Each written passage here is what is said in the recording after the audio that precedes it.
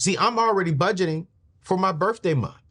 So y'all know the month of July, we take off the entire month, but I already know that I want to host a big party and I want to celebrate the E3 people, the E3 family having 1 million subscribers. So I'm already like, all right, I'm already banking on the fact that you're going to hit that subscribe button, that you're going to share this video, but we're going to celebrate. And at that party on my 41st birthday, we're giving away, a used quality high-end car to one of our community members who comes to the party. So somebody's going to come who subscribed to the channel and they're going to leave with a car. I'm already budgeting for that event today in January. And it's going to be free because I'm going to pay cash for the car. We're going to celebrate. We're going to have a party. And it's going to be amazing. But I'm not waiting until June to come up with the money. No, I'm already making sure that, again, that my vision is aligned with my money and that they're congruent. The vision is I'm going to hit 1 million subscribers. That is a goal for my YouTube team. Okay, so the budget is if the vision is to hit 1 million subscribers and we want to have a big celebration and a big party, great. Now I was like, does the budget match that? So I'm going to give you a couple of action items that I want you to do when it comes to budgeting. The very first thing what I want you to do is I want you to write down every single expense. No hiding, no excuses. Before you even go on your budget form, and I'm going to give you the best budgeting tool that I use, and that, man, we've literally sold close to about 2,000 copies of these, right? It is get a sheet of paper and write down, hey, 5 apps. Write down all the apps that you're paying for every single month.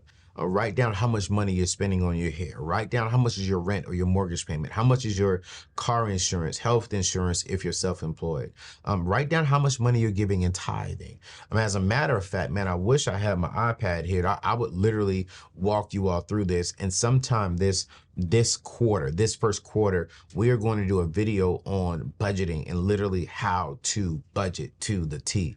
And so be looking for that video because I want to show you all how I actually budget.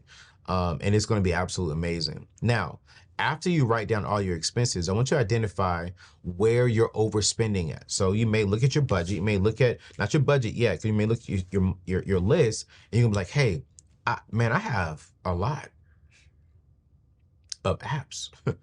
I'm noticing that I have a lot of subscriptions and I'm not using them. Just the other day, man, I realized I went down to my movie theater room and I realized that, man, hey, yo, I still have a lot of apps that I'm not using. And I got rid of them this year. That opened up about $25 of spending. Y'all saying, well, what's $25, man? $25 adds up. That is the problem with the common person. Oh, it's just $10. Oh, it's just $5. Oh, it's just $20. But if we have, oh, it's just 10. Oh, this is just 10. Oh, this is just 10. Oh, this is just 10. When we wake up, it's, oh, this is $120. But no, don't get upset because you said, oh, that's just 10. Oh, that's just 10. I can afford that a month. But if you're not looking at your budget and you don't understand that, man, I got all these subscriptions that I said, oh, it's free for 30 days. And you forgot to cancel it. Now they're charging you $39. I remember one time I did that. It was free for 30 days. But I hit the $29.99 a month something or $39.99 a month. But I forgot that I hit annually because I saw the monthly pay. So when the free subscription was over, they charged me like $500. And I was like, whoa, wait a minute. So when you're going through this list, I want you to look at where are you overspending? Subscriptions, eating out, impulse purchasing. And what I want you to do this year in 2025 is cut back on that. All right, fam, let's have a heart to heart. You all know that I'm all about helping you get your money. But let me ask you this question. How's your credit report looking? And if you're being honest and you're saying, you know what, Ayo, I need some help, well, listen, I got something for you. Listen, I know credit can feel like this big confusing thing, but with Kickoff, it doesn't have to be. They've designed a super simple, affordable way to help you build your credit, whether you're just starting out or need to bounce back from a rough patch. Here's how it works. Kickoff reports to the major credit bureaus to help you establish a positive credit history. And you can get started for as little as $5 a month. No credit check, no crazy interest fees at all, no hidden fees, just a straightforward way to improve improve your financial standing. And here's why it matters the most, because it is not just about a number, it is about financial freedom and doors opening up for you. Do you want that dream apartment? Do you want lower car insurance and even better job prospects? It all starts with making sure you have a good credit profile. So don't wait. Head over to AnthonyONeal.com/kickoff. That's AnthonyONeal.com/KIKOFF and start your first month for just as little as $1. Listen, it's AnthonyONeal.com/kickoff, KIKOFF. You get it for $1. Let's get you some lower rates, especially in 2025. Now, once you list all this stuff out on a sheet of paper, like I want you to list it all out to the T. You're going to have to pull your bank statements. I keep saying this, and I'm going to keep saying this. Pull up your last 3 months of your bank statements. If you got a credit card, pull up your credit card. Pull up anything that allows money to come out, and you got to write it all down. Then you're going to take all of that and you're going to move that into a zero-based budget. And you're going to assign every dollar a job until your total reaches 100% zero. So you know where each dollar is going. Now, wait a minute. I want to pause right here because I want you to understand this. Let's say you get down to that, and we're going to break this down the budget. If it is, okay, let's say, for an example, your budget is $5,000, but your budget hit $5,100. Well, you need to go back into your budget and get that back to zero. Right? But let's say you have a budget of $5,000 a month, but then you only budget $4,500 a month.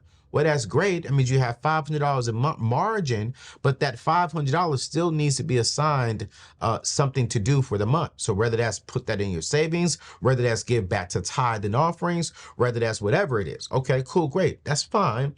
But assign that money. Now, when it comes to budgeting, one of the key things we should see in your budget is start by saving at least 1 month, right? 1 month of your net pay in an emergency fund, and then transition that once you get out of that into about 6 months of your net pay when it comes to your living, all right?